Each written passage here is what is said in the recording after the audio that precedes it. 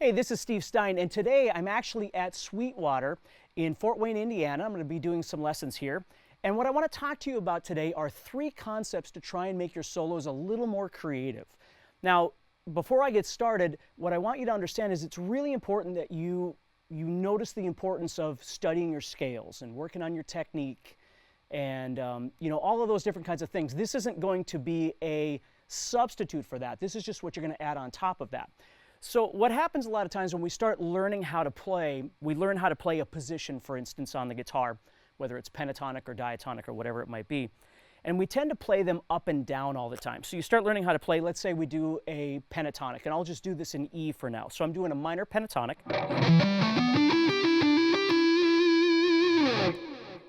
And oftentimes what happens is you just play the scale up and down.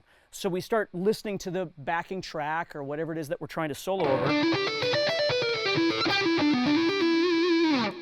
And we can get some really cool licks by doing that, by moving up and down. But what I want to show you today is how to try and get a little more creative with that so your solos sound a little more interesting and they feel a little more interesting, which always helps with your confidence level.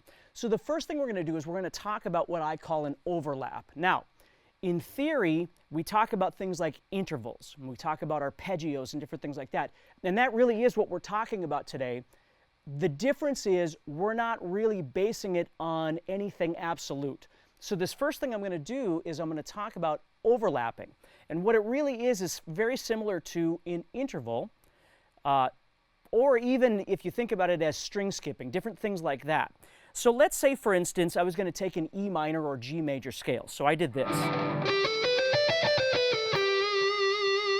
Now, instead of just playing it up and down like that, I start thinking about how to overlap those notes in a more unique way.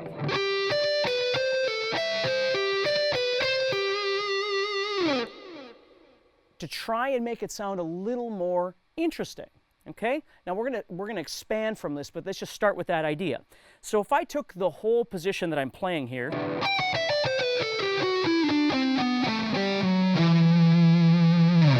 okay? So I'm playing more of an E minor idea here. And what I'm going to do is I'm just going to try and move around. Again, it's intervallic because I'm not trying to play everything sequential. Again, that's always the problem, is we tend to play everything just up and down.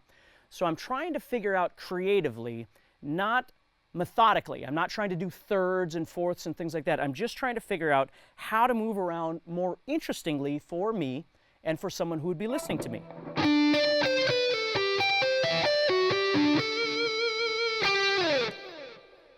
Now, if I take that idea and I start trying to put a direction to it, let's say I'm playing in E minor. So what I'm going to do is I'm going to try and direct my movements toward the note E.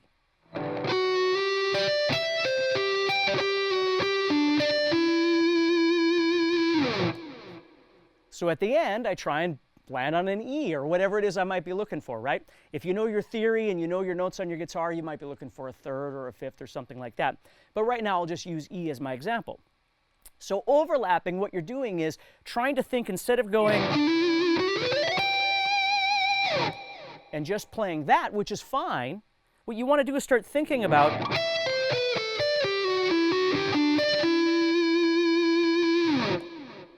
how to make something a little more interesting. Now, I'm going to put all of these three ideas that I'm going to tell you about, I'm going to put them together as I keep going, and then you'll kind of see what I'm talking about.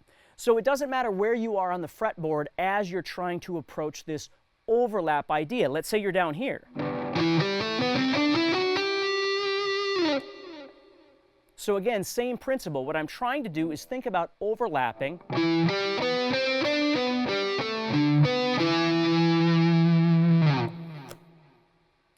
And I always think of it almost like Eric Johnson or Andy Timmons or players like that that use a lot of this kind of movement in their playing. So the second thing that we're going to do now is we're going to talk about adding in arpeggios. But instead of thinking of them as arpeggios, because again, there's nothing wrong with arpeggios, needless to say. But when we think about arpeggios, we hear the word E minor and then we think, okay, we need to play E, G, and B, which is absolutely valid, okay? But let's say we're coming from an angle that we're not thinking of it in theory, because maybe you don't know all the notes on your fretboard and maybe you don't know all your theory. So what we're going to do is, instead of thinking of it as an arpeggio, we're just going to think of it more as cutting across the strings. Okay? So normally, if I wanted to play an E minor arpeggio, I might do something like this. And right there, I'm playing E, G, and B.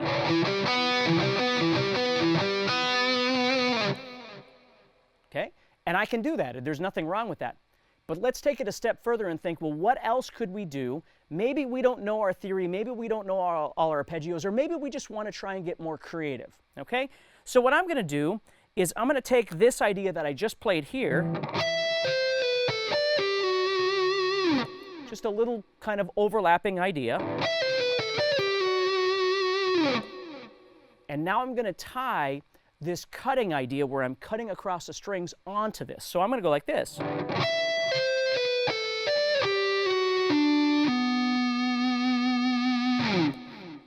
And you'll notice that when I'm playing there, it actually looks like the E minor, but I'm up here, and I'm actually on B. Now, right now, it doesn't make any difference. It's going to sound just fine. So I've got... Okay? Here's another idea. Let's take that same idea, but this time what I'm going to do is I'm going to move back to the 12th fret of the 5th string, which is A, and I'm going to play that same shape again. Now, I could move that up and play the same notes again in 1 octave higher, which would be giving me an A minor arpeggio. But again, I don't care about that right now. What I'm more concerned with is how do things sound. And that's really important. And always remember, I'm not using a backing track right now. But as you practice these sorts of things, you definitely want to be trying to practice over something that you can hear. Because as I'm playing, I'm giving you ideas on different things, and hopefully you're going to find something useful in here. But the real test is playing it over something that you can hear, something that you're working against. Okay? So as I'm playing this A minor, we have to remember the chord that might be played is an A minor. The chord that's playing underneath me might actually be E minor, which is kind of what I'm trying to explain to you. So as I'm doing this A minor, instead of doing the full A minor like that, what I'm going to do is I'm going to move from here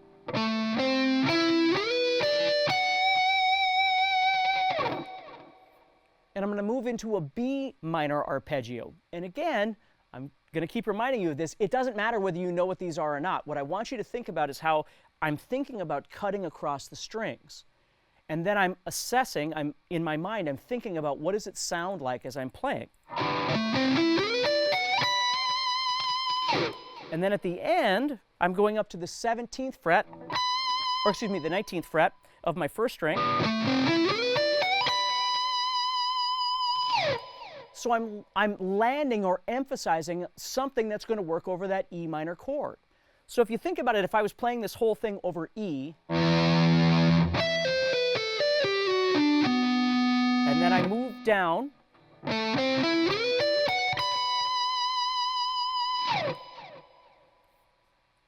okay, so now I'm going to put that whole thing together for you so you can hear what it sounds like and you can watch what I'm doing.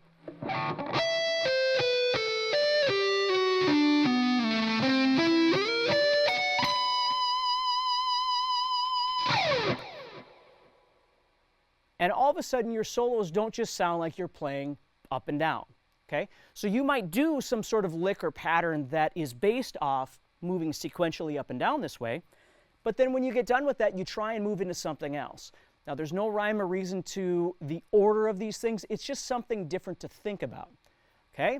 So now we're going to move on to the third idea, which is what I call the squeeze, which is a really stupid word, but it's all I have right now. Okay? So what I'm doing here is I'm taking the same scale, this E minor or G major, however you're looking at it, and what I'm going to think about is moving across the guitar this way, but instead of playing 2 notes on every string or 3 notes on every string or whatever it is that you're doing, I'm trying to think about making the distances different as I move across the strings this way. So let's say, for instance, instead of just playing E minor like this,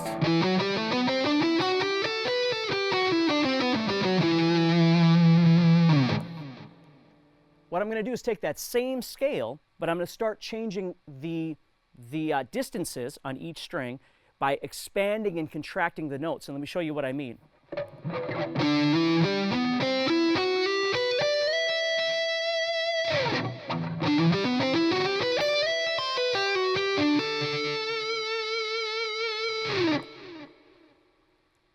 So what I'm doing right there is I'm playing 5-7, and then I'm playing 5-9. Okay, so I'm jumping. You'll see the first one I'm playing is smaller, and then the next string is actually bigger. Now, I don't have to go small and then big and then small and then big. I can do whatever I want. But the point is that I'm changing, again, the distances, so it's making the intervals larger and smaller. I'm skipping things instead of just playing everything sequentially. So I'm playing 5-7, 5-9, 5-9, and then I'm moving up and playing 7-8 and 7-10. Now, I could do this a million different ways, but that's just a really common way for me to play. So I'll do it again for you.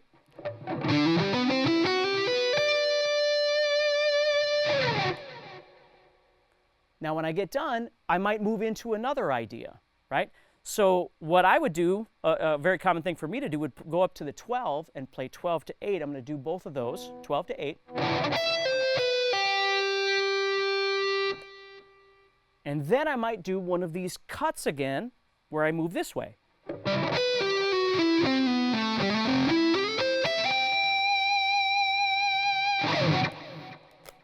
And all of a sudden, you start getting some really interesting things. Now, in order to do any of this, needless to say, you've got to have better knowledge of your fretboard. You've got to be able to move around. So if you're learning how to play pentatonic or diatonic or whatever it might be, and you only know one position on the guitar, this becomes very difficult because you don't have a lot to work with. So what I would suggest to you is really start learning how to play 2 or even 3 positions and start learning how to see things more in this direction. Okay? That way you're not just stuck always playing the same thing. Because I get a lot of players all the time that are telling me they get tired of playing the same thing. They get frustrated because every time they grab the guitar, they do the same thing. And the trick is you have to start thinking about the fretboard differently. So you'll see kind of the way I think about it is I've got movement going this direction, I've got movement going this direction, and then I also think about cutting across the strings in various ways this way. So if I've got something playing, again, let's just say it's E, I might think about moving this way.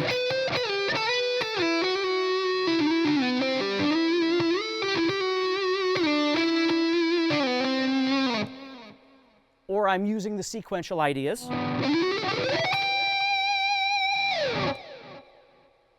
Or I'm using one of these other 3 kinds of techniques that we've been talking about. So hopefully that helps you a little bit. I want to thank Sweetwater for allowing me to do this. And if you ever get a chance, please obviously go to them online. But if you ever get a chance to go to Fort Wayne and check out Sweetwater, I would highly recommend it. So take care, and I'll talk to you soon.